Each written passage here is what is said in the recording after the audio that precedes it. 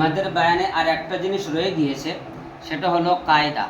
বাচ্চাদেরকে আমরা কায়দারাও সাথে সাথে মুখস্থ করিয়ে দেব। যেমন আলিফের ডাইনে জাবর হলে আলিফ মাদ্দা হয়, ওয়াও সাকিন ডাইনে পেশ হলে ওয়াও মাদ্দা হয়, আর ইয়া সাকিন ডাইনে জের হলে ইয়া মাদ্দা হয়। এই কায়দারা আমরা ভালোভাবে মুখস্থ করিয়ে দেব। দেওয়ার পরে আমরা দেখা যাচ্ছে সেই একটা যেটা আমি শুরুতে বলেছিলাম, প্রত্যেকটি কায়দার একটি মিসাল লিখে তাতে আমাদের 3টি করে প্রশ্ন করতে হবে। যেমন আমি এখানে লিখলাম চলমানা, এটা কেমনভাবে পড়বে, এইটা এখানে আমার প্রশ্ন করতে হবে 3টে। প্রথম প্রশ্ন কি, এটা কি হবে? তখন বাচ্চা উত্তর দেবে কি, ওয়াও মাদ্দা হবে। দ্বিতীয় নম্বর আমার প্রশ্ন থাকবে কেন হবে? তখন বাচ্চা কি উত্তর দেবে, যে হুজুর এখানে দুটি আলামত দুটি পাওয়া যাচ্ছে। প্রথম নম্বর আলামত ওয়াও সাকিন, সেটাও পাওয়া যাচ্ছে। দু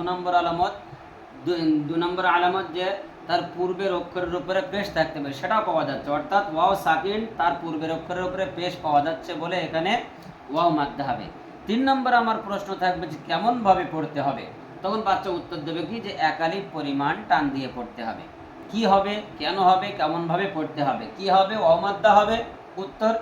আর কেন হবে উত্তর, ওয়াও সাকিন ডাইনে পেশ থাকার কারণে।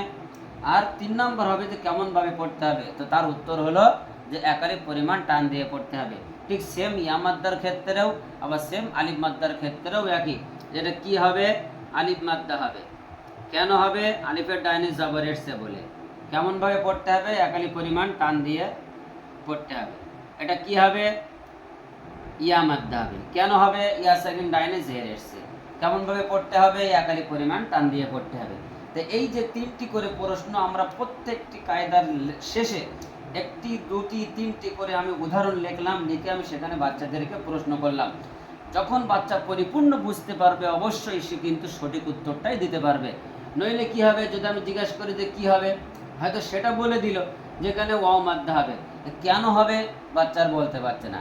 তখন আপনার বুঝে নিতে হবে যে বাচ্চা কিন্তু এই কায়দার ব্যাপারে এখনো দুর্বল আছে। তো যতক্ষণ তার দুর্বলতা না কাটছে ততক্ষণ পর্যন্ত এখানে এরকম প্রশ্ন করার কোনো প্রয়োজন নেই। যখন বাচ্চা দুর্বল দেখবেন, তখন দেখবেন যে দুর্বলটা কোথায়। বলতে পারছে ওয়াও মাদ্দা, কিন্তু ও এটা বলতে পারছে না যে কেন হবে। তখন আমার কিন্তু এই আলামত তুলে তুলে বলে দিতে হবে যে ওয়াও সাকিন তার পূর্বের অক্ষরে পেশ।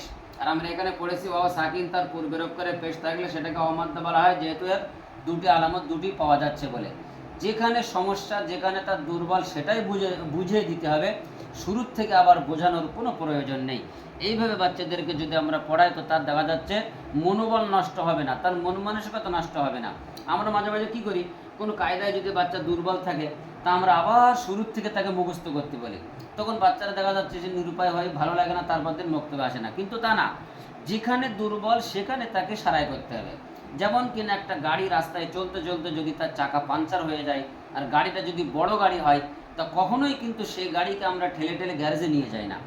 যেখানে পাঞ্চার হয়ে যায় রাস্তার মাঝখানে জগ খাটিয়ে, সেখানে আমরাও আবার অন্য চাকা পরিবর্তন করে গাড়িটা সামনে নিয়ে চলে যাই। তো আমাদেরও দেখতে হবে যে বাচ্চার দুর্বলটা কোথায়। যেখানে দুর্বল সেখানেই বাচ্চাকে দাঁড় করিয়ে রেখে সেইটা ঠিক করে নিতে হবে। আবার শুরুর থেকে তার পড়ানোর কোনো প্রয়োজন নেই। শুরুর থেকে পড়ালে তার মন মানসিকতা নষ্ট হয়ে যেতে পারে। জি, আসসালামু আলাইকুম ওয়া রাহমাতুল্লাহ।